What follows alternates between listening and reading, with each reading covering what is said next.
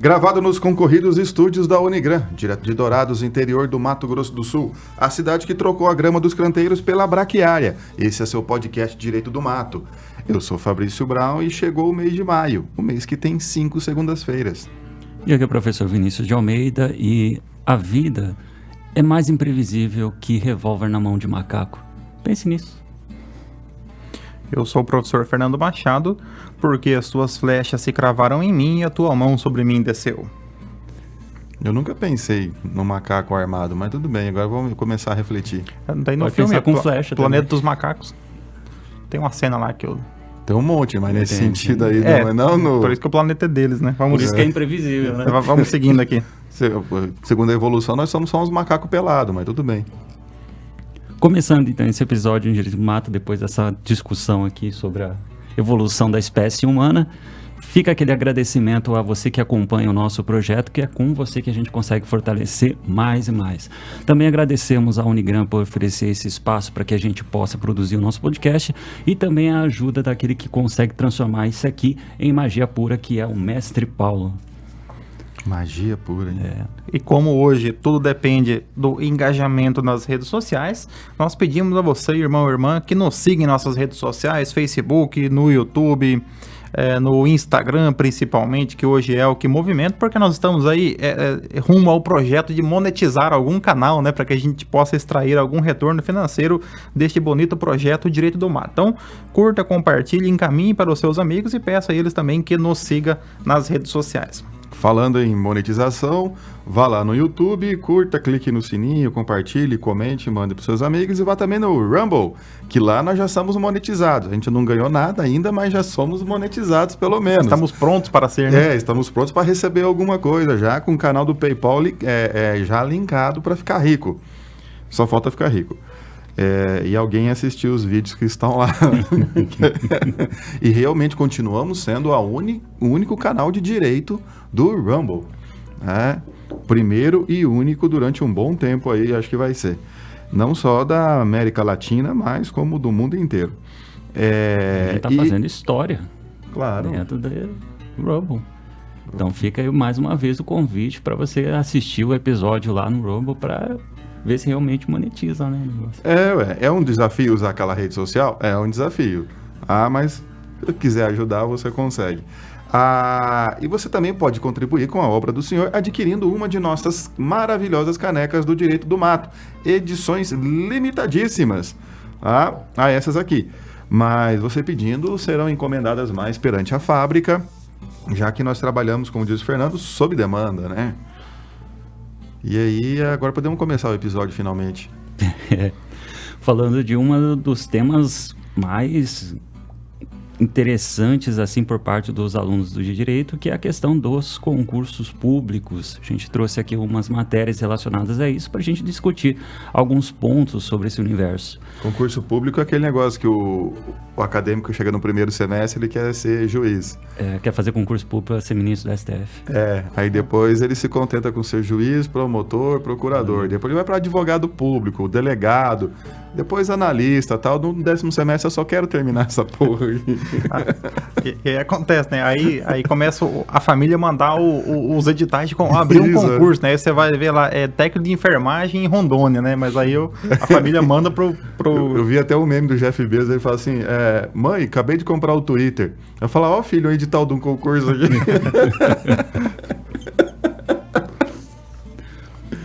Então, começando, o judiciário não pode forçar a administração a nomeação do candidato aprovado fora do número de vagas ou em cadastro de reserva. A 6ª turma do Tribunal Regional Federal da Primeira Região, de forma unânime, confirmou a sentença que julgou improcedente o pedido de nomeação e posse no cargo de agente administrativo de um candidato aprovado em concurso público da Defensoria Pública da União, que preveu apenas cadastro de reserva, sem vaga disponível. O apelante alegou que a DPU no Piauí conta com uma grande quantidade de servidores requisitados, cedidos e terceirizados, exercendo as atividades fins do órgão e inerentes ao dito cargo, demonstrando a necessidade de serviço e a existência de vaga. O juiz federal Roberto Carlos de Oliveira, relator convocado ao analisar o caso, destacou que o entendimento atual da jurisprudência é orientado para estabelecer o direito à nomeação somente daqueles candidatos aprovados dentro do número de vagas existentes ou das que surjam dentro do prazo de validade do certame. Para o magistrado, forçar a administração à nomeação de candidato aprovado fora do número de vagas ou em cadastro de reserva, sem considerar o interesse e a necessidade de vagas, seria, no mínimo, ilegítimo. Na esteira do referido entendimento, a jurisprudência do STJ e deste tribunal também se orienta no sentido de que o candidato, não classificado no número de vagas previsto no edital, não tem direito à nomeação, apenas mera expectativa de direito. Então esse é um ponto muito interessante com relação a essa discussão, que é uma discussão sobretudo jurisprudencial em relação ao dever da administração de convocar os candidatos aprovados em concurso público para nomeação. Então, voltando aqui nos conceitos elementares sobre servidor público, nós temos o ato de nomeação, é o ato de provimento do cargo público, por qual a administração pública, então, ela vai convocar o candidato para que ele possa tomar posse. Tomar posse, então, é consolidar o vínculo entre o candidato e a administração pública, que vai torná-lo, então, servidor público. Então, o ato de nomeação, ele é um ato que, em sua essência, ele é um ato discricionário. Por quê? Porque a administração pública, ela tem uma margem de liberdade, que é o chamado mérito administrativo, no qual a administração pública, ela pode decidir o momento de convocar o candidato. Então vamos dar aqui um exemplo. Imagina que o concurso público, ele previa 2 vagas, houve a homologação no resultado final, a validade do edital era de 2 anos. Desse modo, a administração pública, então, ela tem esses 2 anos para que ela decida o melhor momento de convocar o candidato para tomar posse. E é basicamente sobre isso que trata aqui esta decisão. Por quê? Porque o juiz, ele seguiu a jurisprudência dominante e entendeu que a administração pública não pode ser obrigada a convocar o candidato, exceto quando o candidato foi aprovado dentro do número das vagas ou naquelas situações em que surgirem novas vagas. Uma coisa também que vale a pena até detalhar um pouco nisso é o porquê que a administração pública ela não poderia chamar esse candidato por uma questão de dotação orçamentária. Isso está relacionado com a própria responsabilidade fiscal. Quando a administração pública ela vai lançar um concurso público, a sua fase interna ele faz um estudo de impacto orçamentário para ver quanto que ele vai gastar, não só com a realização do certame, contratação, mas também com a nomeação desses servidores. Então, quando você cria essas hipóteses fora desse cenário normal, que é assim, o cara passou no número de vaga, ele assume, no final das contas ele acaba afetando toda essa questão orçamentária da administração. Então, por isso que esse tipo de decisão aqui, ela faz sentido, ela faz coerente, porque a administração ela tem que ter essa questão de responsabilidade fiscal. Ela tem que saber quanto que ela vai gastar. E aí, permitir a nomeação desse candidato, primeiro, em um concurso que é para cadastro de reserva. Permitir essa nomeação seria essa questão de você simplesmente passar por cima da dotação orçamentária. Hoje, como regra, os tribunais de contas, o próprio judiciário, ele não vê com bons olhos a questão do concurso meramente para cadastro de reserva. Por quê? Porque ocorreram situações em que a administração pública publicou um edital, apenas cadastro de reserva, passou 1 ano e não chamou ninguém. Então houve um dispêndio de recurso público, houve um dispêndio de trabalho da administração pública e no final não chamou ninguém. Então, assim, como regra hoje... sem falar dos candidatos que se movimentaram. Exato, houve toda a administração pública trabalha com o princípio da legítima confiança, né? Então, é um dos subprincípios da administração pública. Então, você tem que ter confiança na atuação da administração pública. Então, há uma quebra de confiança. Então, assim, normalmente o Poder Judiciário ele não vê com bons olhos os concursos apenas para cadastro de reserva. Contudo, isso pode ser justificado pela administração pública, em que, por exemplo, no caso aqui, a DPU, por ser talvez uma estrutura que está sendo montada há pouco tempo ali em determinado estado, não tem ainda uma estrutura física, não tem ainda um quadro de servidores bem delimitado, então ela vai atuando com servidores cedidos, com servidores requisitados de outros órgãos ou entidades, então ela teria ali um período para se organizar. Então pode ser que seja justificado nesse sentido. Aí um ponto interessante que nós temos aqui é que há uma diferença muito grande entre o candidato que foi aprovado dentro do número de vagas e o candidato que foi aprovado fora do número de vagas. Por quê? Porque o candidato que foi aprovado dentro do número de vagas, ele tem o chamado direito subjetivo à nomeação. Então, por exemplo, se o candidato está encerrando o prazo para convocação, o prazo de validade do edital, e esse candidato aprovado dentro do número de vagas, ele não é nomeado, aí sim você tem o chamado direito subjetivo à nomeação. Por quê? Porque a administração pública, dentro do que o professor Vinícius falou, ela já previu que seriam nomeados, por exemplo, 5 servidores, 10 servidores, 30 servidores. Os que foram aprovados, então, dentro do número de vagas, eles têm o direito subjetivo à nomeação. Quando? Em algum momento dentro do período de validade do edital. Se a administração pública prorrogou o edital e o concurso público ele tem validade de até 2 anos, prorrogável uma única vez por igual período, a administração tem esse período para que ela faça a nomeação. Naquelas situações em que vai se aproximando o final do prazo e a administração não se movimentou, aí é comum que o candidato ou ele impetre um mandado de segurança ou uma ação de obrigação de fazer com pedido liminar, dizendo o seguinte: olha, eu estou aprovado dentro das vagas, faltam 30 dias para que o edital ele expire e a administração não chamou. Aí o Poder Judiciário vem e fala: administração, você precisa chamar esses que você disse que teria vaga. Agora, aquele que ficou aprovado, mas fora das vagas, ele tem o que a jurisprudência chama de mera expectativa de direito de ser chamado. A palavra doída essa, né? Expressão doída. A mera expectativa, né? Direito, então, assim, ele está lá. Se acontecer alguma coisa, pode ser que ele seja chamado. Quando que, eventualmente, esse candidato que tem essa mera expectativa de direito, ele pode ser chamado? Quando, no decorrer desse período, surgiu uma nova vaga. Exemplo, a administração pública, ela aposentou 2 servidores, ou 2 servidores pediram exoneração, então surgiram novas vagas. Ou alguns candidatos aprovados no número de vagas recusaram, foram chamados. Exato, e não recusaram. Então chamou e a pessoa não tomou posse, ou quando a administração pública, ela por um ato inequívoco, ela demonstra a necessidade de ter a existência de mais vagas.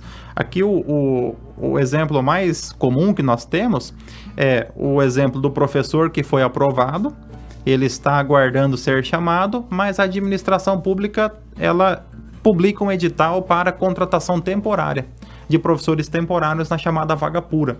Então, você pode contratar professores temporários? Sim. Você pode contratar quando? Naquelas situações que você tem os afastamentos provisórios. Uma licença de saúde, uma licença maternidade, um afastamento para capacitação. Aí você contrata o substituto sabendo que o titular vai voltar. Agora, quando você contrata um professor temporário para uma vaga que não está ocupada e você tem um aprovado concurso público, aí a administração está demonstrando que ela precisa de mais servidores. Aí, essa mera expectativa, ela se transforma em direito subjetivo à nomeação, porque a administração demonstrou, por ato inequívoco, que ela precisa de mais servidores concursados. Nós temos uma casuística aqui em Dourados, né? Que houve o concurso já há alguns anos na Guarda Municipal e aprovou várias pessoas, e todos aqueles no número de vagas foram chamados. E aí ficou a expectativa de direito dos aprovados fora do número de vagas. E eles pleitearam por diversas vezes,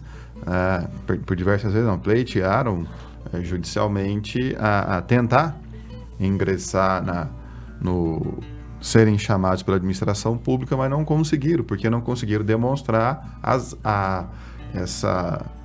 esqueci agora. necessidade da vaga lá, ou a existência da vaga, né? tudo. Não conseguiram demonstrar isso.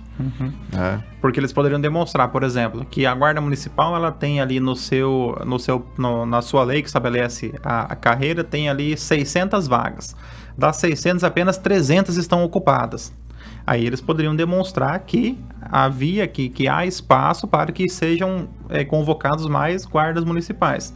Agora, se a carreira está completa ou quase completa e eles foram aprovados apenas do excedente das vagas, aí a administração pública não pode ser obrigada a fazer essa convocação. É que a Guarda Municipal era recente aqui, né? Recente, tem alguns anos, é recente, mas você ainda não tem um quadro de aposentados dela. Não, todo mundo está na ativa ainda, então em breve alguns se aposentarão, acredito, mas por enquanto está todo mundo trabalhando. E como é um concurso municipal, você também não tem remoção. Eles não vão para lugar. Diferentemente de um concurso estadual ou federal, que você pode ter ali uma remoção, né? E aí você surge uma nova vaga. No caso do concurso municipal, você não tem essa movimentação, né? A distribuição, alocamento da própria estrutura da administração, porque é uma coisa tão específica, né? O guarda municipal não pode ir para outro... Ele não vai ser cedido para a Secretaria de Educação, né? É uma coisa muito isolada. Eu acho que vale também a pena dizer que, por mais que a gente fique falando de um direito público subjetivo, a nomeação, a gente não pode esquecer que nenhum direito é absoluto. E há determinadas situações que a própria administração pública, ela pode ainda negar o direito ao candidato a assumir a vaga, mesmo que ele tenha... fazer a nomeação, mesmo que ele tenha sido aprovado dentro do número de vagas. Há uma decisão do STF, onde ele vai dizer que quando a administração pública, ela não simplesmente alega, mas ela comprova de que ela não tem, existe um fato superveniente, imprevisível, que demonstra uma necessidade de que não é possível fazer a contratação, a nomeação daquele servidor, o STF ele cria essa chancela onde a administração acaba não nomeando. Só que aí tem aquele negócio, não basta a administração apenas alegar. Que normalmente qual que é a alegação que é mais utilizada? A reserva do possível, que é não tem dinheiro. A simples alegação não é o suficiente. Para o STF, ele precisa da comprovação de que há um fato imprevisível, superveniente e a necessidade de garantir um recurso público e um que impediria a contratação. Aí você afastaria a nomeação. Essa decisão, assim, ela é coerente por quê? Porque você pode, inclusive, lá na responsabilidade fiscal do gestor, o artigo 169 da Constituição, ele vai trazer, inclusive, a possibilidade que a administração tem de exonerar os servidores por excesso de gasto. Então, quando a folha de pagamento ela passa a comprometer acima dos limites que são previstos, a administração pública ela tem algumas medidas para que ela tem que tomar. Por exemplo, a redução dos cargos em comissão e função de confiança, depois a exoneração dos servidores não estáveis e, por fim, poderia se chegar até a situação limite, que eu acredito que nunca aconteceu no Brasil, de você exonerar servidores que são já estáveis por conta de excesso de gasto com folha de pagamento. O que acaba mostrando que a importância de você trabalhar essa questão orçamentária, né? Porque por mais que possamos falar que há direito, se o Estado ele não tem uma boa forma de conduzir seus recursos públicos, aí acaba prejudicando o direito de todos. Sabia que o concurso público é uma coisa antiga pra caramba? Antiga pra caramba? Concurso público é meritocracia. A pessoa ganha pelo mérito. E aí tem registros históricos que existem coisas parecidas, muito parecidas com recursos públicos em povos antigos, que é normalmente tarefas dadas a guerreiros. Então, se o cara, por exemplo, ele queria ser um guerreiro, um guarda, alguém do exército de um determinado império, ele tinha que passar por uma seleção. Seria um TAF. Aí acabou virando, né, a ideia de concurso público. Quando o cara é professor de história do direito é diferente, né? O cara ele sempre tenta trazer alguma coisa, né? Aí, tipo, por exemplo, na Constituição do Vargas... Do presidente Vargas, aquele dourado?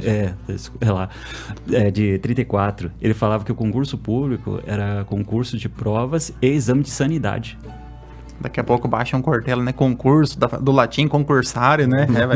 O Cortella vai começar aqui mas a uma esse aula, exame né? de sanidade tem o psicotécnico, né? Seria parecido hoje. Né? Bem parecido. Eu acho que devia fazer outras coisas também. Já que o professor falou em psicotécnico, a pergunta que cai em concurso. É possível o edital prever teste psicotécnico em concurso público? A resposta correta é: a exigência de psicotécnico estar prevista em lei. Aí é princípio da legalidade na reserva legal. Tem que estar previsto na lei que regulamenta aquela carreira. Então, por exemplo, um concurso das Forças Armadas, de uma segurança pública, tem que estar na lei, daí o edital pode pedir. Você não pode exigir no edital sem que haja uma lei estabelecendo esta exigência. Sabia disso, professor Fabrício? Estou sabendo agora, Então, vou até anotar. Se alguém perguntar, anote aí no seu caderno, se alguém perguntar, teste psicotécnico tem que estar previsto em lei. Na lei daquela carreira, Na que lei regulamenta daquela a carreira. carreira. Exatamente. Olha só, hein? E agora? Agora vamos para a nossa próxima notícia dentro do concurso público, né? E seguindo o roteiro, quem faz a leitura, a primeira leitura é o professor Fabrício. Então, primeira leitura de Coríntios, versículo 37. Documentos exigidos em edital de concurso devem ser apresentados apenas no momento da posse. Interrompendo, eu ia falar para fazer a leitura dos salmos, né? Aí seria interessante, mas é pecado, né? Salmo tem que cantar. Então, aí seria pecado se a gente Aí fizesse uma... Não, é melhor Não, né? é pecado, mas teria que cantar um salmo aqui, eu não lembro. Boiei agora, hein? É agnóstico boiando nessa hora. Bom, a quinta turma do TRF da primeira região, por unanimidade, deu provimento ao recurso da sentença que declarou a exclusão de um candidato aprovado na primeira etapa do concurso público por não ter apresentado os documentos necessários na fase de inscrição definitiva do exame. Segundo o relator, o impetrante narra que foi aprovada na primeira etapa do concurso público para o cargo de procurador federal de segunda categoria, regido pelo edital da PGF, e teve seu requerimento de inscrição definitiva indeferido em razão de não ter apresentado, na fase de inscrição definitiva, o comprovante de inscrição na OAB, circunstância em desacordo com a regra do edital. No caso, concluiu o desembargador, ficou comprovado que o impetrante já estava inscrito na OAB desde 2008, tendo apresentado documentação que comprovava inclusive sua prática jurídica. Assim sendo, não se mostra razoável sua exclusão do certame pela não apresentação do documento que, de acordo com a jurisprudência, deve ser exigido apenas na ocasião da posse. Então aqui um ponto interessante que nós temos que trabalhar é o seguinte: nós temos no edital do concurso público, nós temos requisitos para a inscrição no concurso, no certame, e nós temos também requisitos que são para a posse, para que você, então, para que você possa, então, depois de nomeado, você, então, possa ingressar formalmente e exercer as suas atribuições. Uma discussão já bastante comum no Poder Judiciário são os editais que eles estabelecem cláusulas de barreira. Então, eles já na inscrição, eles colocam algumas exigências que muitas vezes elas não fazem sentido para o momento da prova e somente para, então, o momento da posse. Por isso que já há uma jurisprudência bastante consolidada, inclusive nós temos súmula, que diz que o diploma ou habilitação legal para o exercício do cargo deve ser exigido na posse e não na inscrição para o concurso público. É muito comum, quando eu vou dar aula em administrativo sobre concurso público, o aluno vem e pergunta: professor, abriu um concurso, mas ele é para analista, que exige nível superior. E aí, mas como é que o que eu tenho que fazer, então, nesse caso, se eu passar no concurso, o que precisa? Tava lendo ali uns artigos. Aí eu digo: jovem, acalme o seu coração. Primeiro faça o concurso, seja aprovado no concurso público dentro das vagas, e aí você se preocupa em como você vai tomar posse. Por quê? Porque até homologar o concurso, até chamar, de repente você já terminou a sua graduação e não precisa se preocupar com isso nesse momento, né? Então, uma etapa de cada vez. Ele tem um detalhe, ele tem que ser aprovado também. Ele já está sofrendo, ele nem foi aprovado. Então começa a estudar para o concurso primeiro, né? Essa fase de preparação. Se inscreve, estuda, passa, seja chamado, aí você se preocupa em como vai tomar posse, né? Teve um caso, quando eu estava como professor contratado na UEMS, de um aluno que fez o concurso no último ano, né? Lá é anual, né? E concurso para delegado no Paraná, naquela época lá não exigia tempo de experiência, né? Não sei para que delegado tem que ter experiência como advogado também. Foi aprovado e, se eu não me engano, chamaram ele em outubro. Ele tinha 30 dias, então, para ir lá tomar posse, né? E nesses 30 dias, então, ele estava desesperado o que fazer.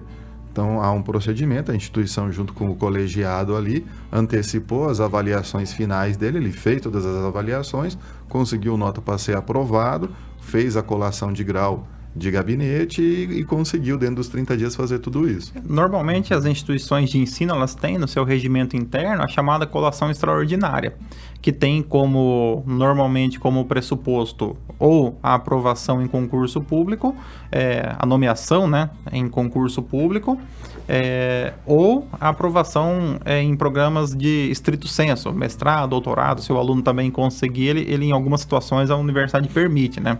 Isso é interessante falar também, que isso é uma discricionariedade da instituição, porque não há amparo legal para fazer essa antecipação da colação de grau. Então isso vai depender de cada instituição, no regimento interno dela. Até porque quando a gente pega a lei de... Como é que chama a lei de educação? Lei de diretriz e base da educação. Ele tem uma situação excepcional para antecipação da colação de grau, que não é essa situação aí. Então, para isso aí, realmente tem que partir da própria instituição. Eu acho que a instituição de ensino superior, ela nesse caso aqui, ela tem que contribuir, né? Porque é uma carreira pro resto de uma vida. E ela tem todo o interesse, né? Significa que você formou tão bem o aluno que antes mesmo de concluir o curso, ele já está aprovado. E é uma situação excepcional, né, cara? Não é todo mundo, né? Assim, não, é um aluno em tantos, né? Então... E ainda, voltando aqui, né, na questão, a gente não pode também esquecer que tem alguns casos isolados, tem alguns concursos, esse que acaba, vamos dizer assim, fugindo disso aqui, que é, por exemplo, os concursos de Ministério Público, membros do Ministério Público e magistratura, onde nós temos uma separação da ideia de inscrição. Tem inscrição provisória, depois inscrição definitiva. Aí é possível que seja exigido para a inscrição todos os requisitos necessários para o cargo. A provisória é para a primeira fase, né? Aquela prova que depois... depois o cara passa primeiro na primeira fase. Você faz a primeira fase e tem um número de aprovados na primeira fase que vão fazer as outras fases. Daí tem que já juntar a documentação, porque também tem uma prova de títulos ali junto. Aí somente nesse caso é que são exigidos MP, membro do MP e membro da magistratura, são exigidos os documentos já para a inscrição, mas é uma situação específica. Como regra, nos outros concursos apenas para a posse. E também uma coisa que o que explica isso é porque está previsto no estatuto. No Estatuto do Ministério Público e da Magistratura também. E é uma lei, né? Tem a legalidade, né? O estatuto também deles é lei, né? Tem essa legalidade para dar um abraço aí. No caso aqui, PGF, Procuradoria Geral Federal, são advogados da União, né? Então, para o ingresso na carreira da AGU, né? Então, é por conta disso, advogado, basta estar inscrito na OAB. Ainda sobre requisitos para o concurso público. Professor Fabrício, é possível estabelecer requisitos como idade ou altura para concursos públicos? Depende, se é para trocar lâmpada, é bom que seja alto. Aí, o STF vai dizer que o STF ele vai dizer que só se justifica a discriminação em razão de idade, sexo ou atributos físicos quando em decorrência das atribuições do próprio cargo. Então, vamos pegar aqui um exemplo, um soldado da Polícia Militar. Soldado da Polícia Militar, na Polícia Militar você tem ali a segurança pública ostensiva, é uma atividade que vai submetê-lo ali à possibilidade de confrontos físicos. Então você precisa ter ali atributos físicos que permitam com que você possa entrar em uma situação de combate, por exemplo. Então você pode exigir uma idade máxima para ingresso na carreira. Aí a lei vai estabelecer se 25 anos, 30 anos, estabelecer também a altura, uma altura ali mínima de 1,65 m, 1,70 m, dependendo. Se puxar ali muito, o brasileiro já não entra, então tem que ficar... Então, mais ou menos 1,60 m ali, que mais ou menos 1,65 m. Com relação 1,70 m, pô, não ia ter ninguém. Com relação ao peso também, aqui se estiver olhando para nós, que acho que nenhum passaria, né? Nós acima, o Vinícius abaixo do pega o IMC médio, a gente está ou acima ou abaixo. Então acho que todos nós ficaríamos fora, mas somente em razão das atribuições do cargo. Aí tem mais um ponto interessante nesse assunto, já foi reconhecido como ilegal o edital que estabelecia uma idade máxima para o concurso de capelão militar.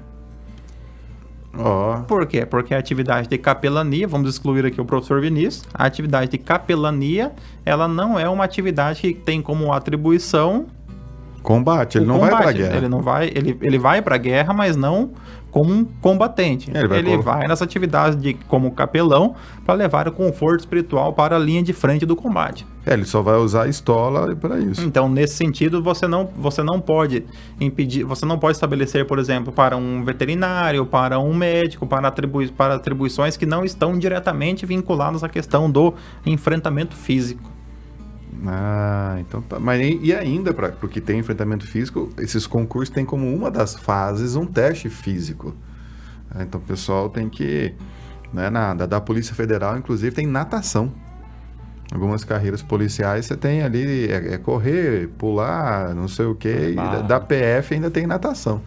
Nós tivemos um concurso, até eu uso ele como exemplo nas aulas de administrativo, Polícia Militar do Paraná, que ele exigia da avaliação psicológica a comprovação de masculinidade, como um requisito que o candidato apresentasse ali alguns critérios de masculinidade. E aí o edital ele especificava como você comprova a masculinidade. Por exemplo, não se emocionar com facilidade, não se interessar por histórias de romance. Então eram alguns requisitos.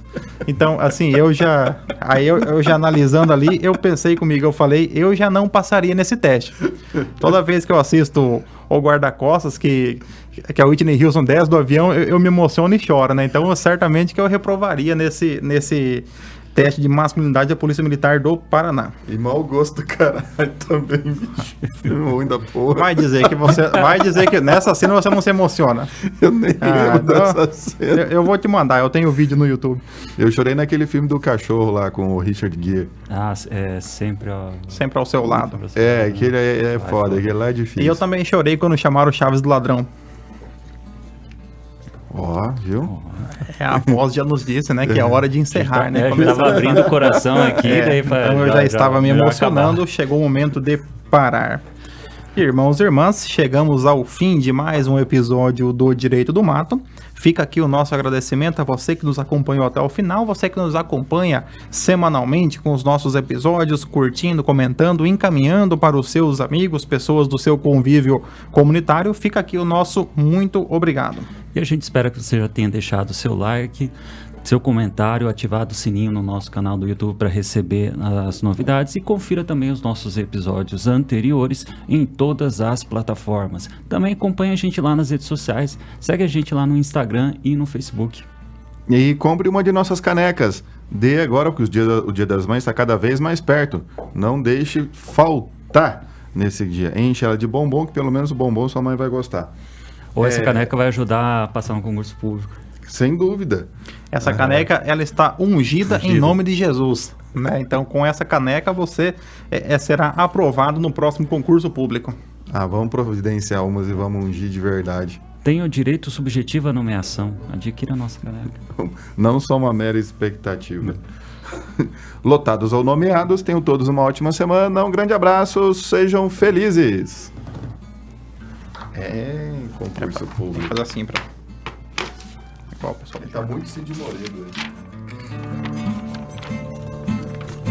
aí.